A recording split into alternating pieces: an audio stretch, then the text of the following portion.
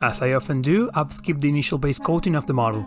However, just as a reminder to beginner painters, details such as the trim on the armor can easily be painted through placing your brush sideways against the detail, so as to not stain any deeper recesses. Also remember to unload excess paint from your brush so as to have full control of how much paint you deposit.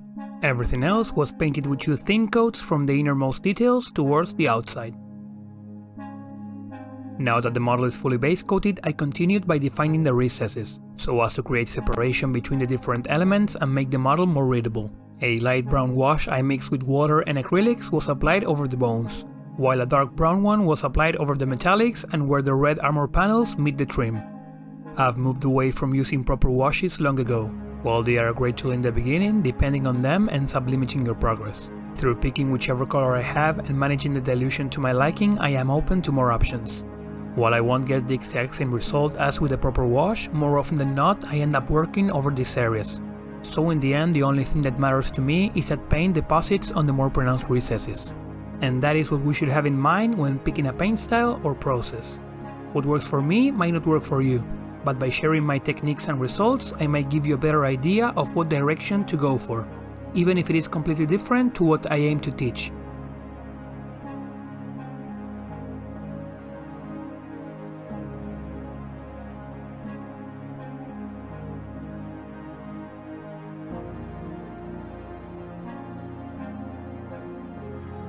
Moving on to the red, over the same base color I'll build up a more matte tone for the armor and a more vivid one for the robes. Red paints tend to be slightly transparent and require more coats than usual to build up their value. For the armor panels I'll do a sort of stippling application, first of a 50-50 mix and then another one of the lighter tone alone. However, due to the paint being a bit transparent as well as slightly diluted to avoid building up textures, 2 or 3 coats of each tone will be required to build up the opacity. As I moved from coat to coat, I reduced the area I painted so as to create a transition from dark to light, always working within the previous step but leaving some of it visible.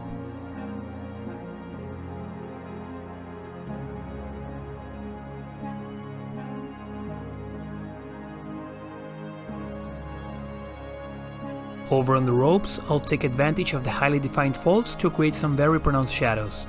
I'll focus this first 50-50 mix exclusively on the upper facing folds, while the downward facing ones will be left untouched.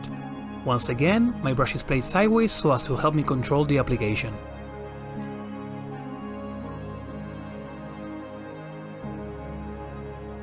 Just like before, red being red, 2 or 3 coats will be applied to build up the opacity. With my brush being parallel to the fold, not only do I avoid paint getting to the next shadow moving downwards, but also my brush stops at the shadow moving upwards, allowing me to apply the multiple layers precisely and not having to waste time on corrections.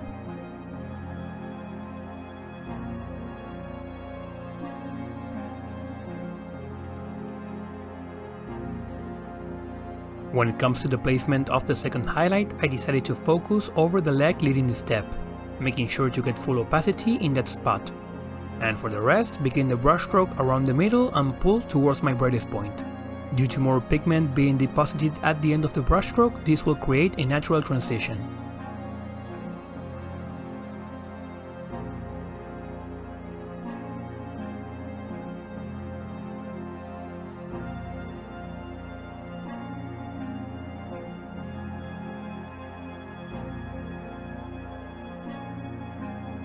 Once finished, you can really appreciate the blending and how the color intensifies towards the leg moving forward.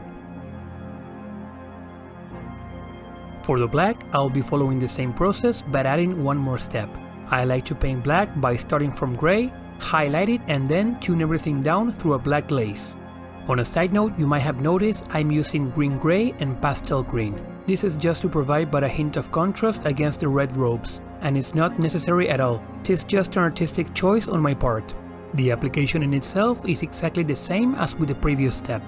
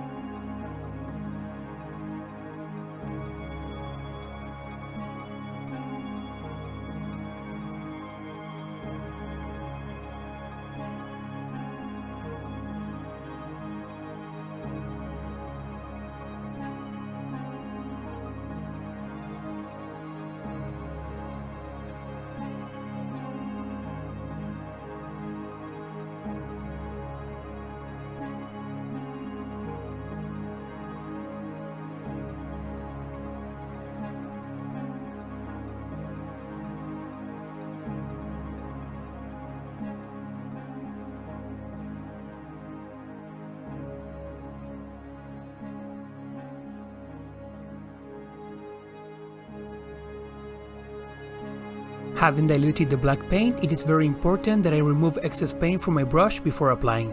This is not a wash where I'll have more paint pooling on the recesses. I want an even application over all the surface. The transparency will slowly darken up the color and I'll continue till I reach black color on the shadows, while also darkening down the highlights in a cohesive way.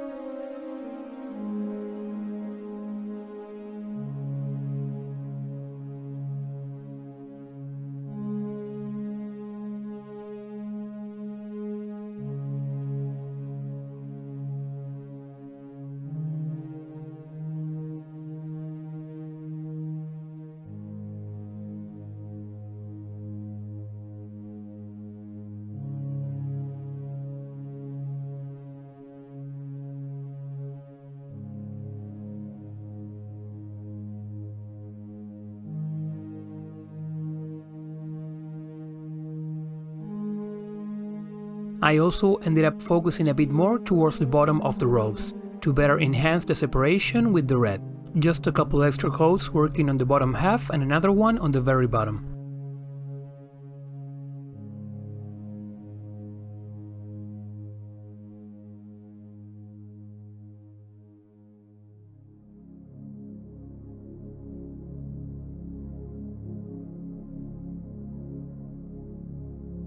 For the bones, I followed once again the principle of two highlights, one 50-50 and the other one with the lighter tone alone.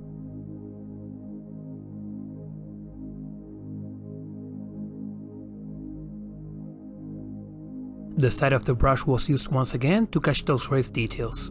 I did find the hands lost readability against the wrapping of the halberd. While not perfect, I ended up repainting the wrappings in a greyish tones just as a quick solution.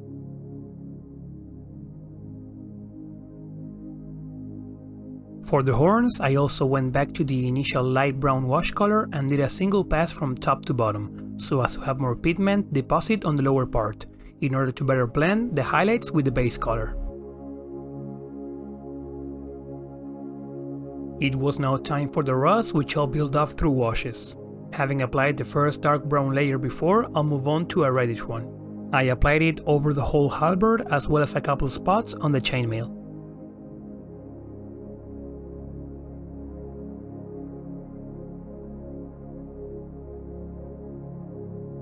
There was a bit too much paint, so I picked it up with my brush.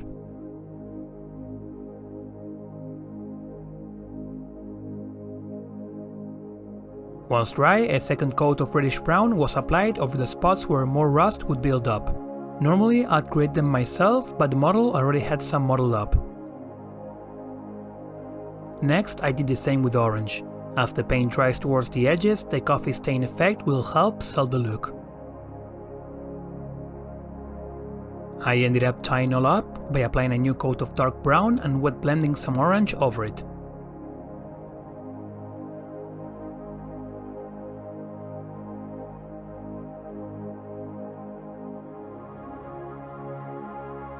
Having some quick rust built up, I'll return the shine to the halberd through some stippling and edge highlighting.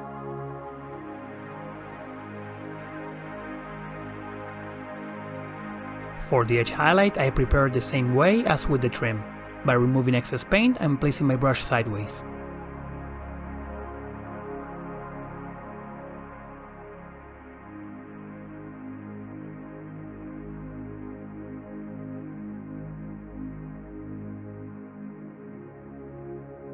I kept the stippling away from the built-up rust, and applied it sparsely to let the intricate brown tones show in between.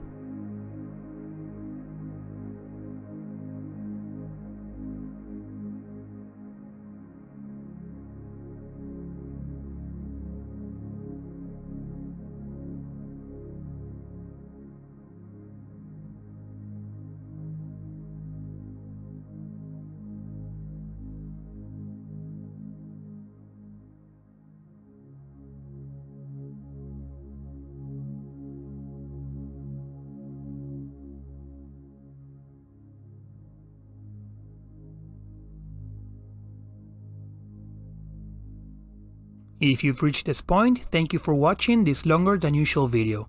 I hope at least one of the techniques covered are of use to you. Like always, huge thanks to my patrons Alexis C and Kayob.